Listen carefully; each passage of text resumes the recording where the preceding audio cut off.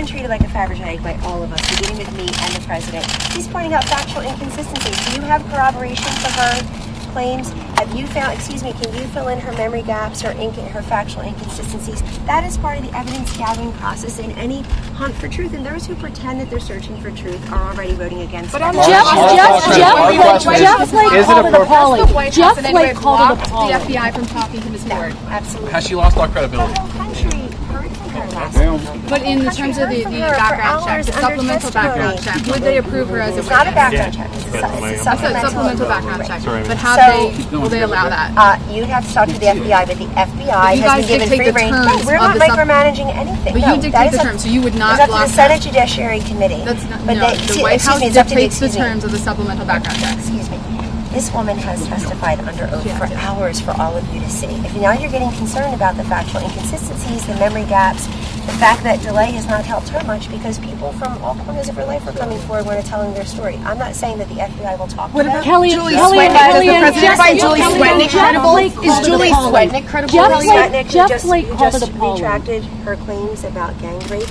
Brett Kavanaugh was asked under oath, and it's shameful that he had to be asked under oath by Senator Lindsey Graham on the Senate Judiciary Committee, are you a gang rapist? And he said, no, sir. So no, Kellyanne, Jeff Flake called it appalling. What's your reaction to that?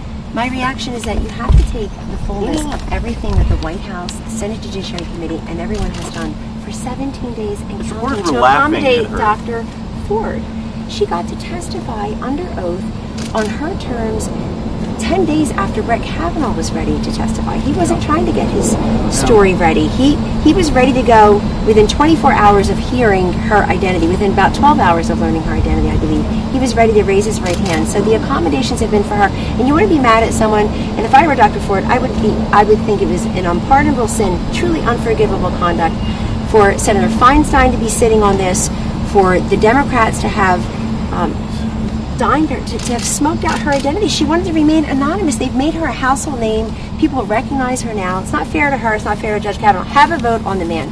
Vote him up or down. If I were one of these red state Democrats, including but not exclusively the three who voted for Justice Gorsuch, Senators Heitkamp and Donnelly and Manchin, I'd be very concerned that I am stuck between being complicit in a process that has tried to destroy a man, that revealed the identity of a woman who wanted to remain anonymous, and I get that. I get it completely, so don't go there.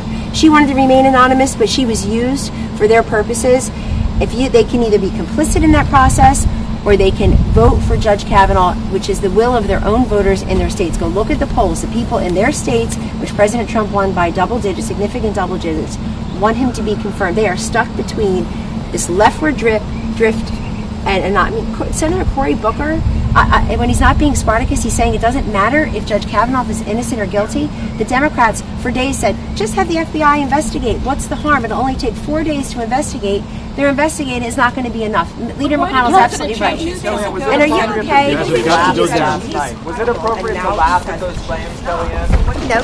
When did he say she's not credible? He said there are factual inconsistencies. He laid them out for you. Don't put words in the president's mouth, please, because you do it constantly. You do it constantly. And may I just say, and you all do it together. You all use the same. You're individually intelligent people who all sound the same these days. For you, this is personal. Was it appropriate for the room to laugh last night? Is it appropriate for me to be harangued? That's not answering the question. The FBI finishes, Kellyanne, the FBI finishes investigation by Friday.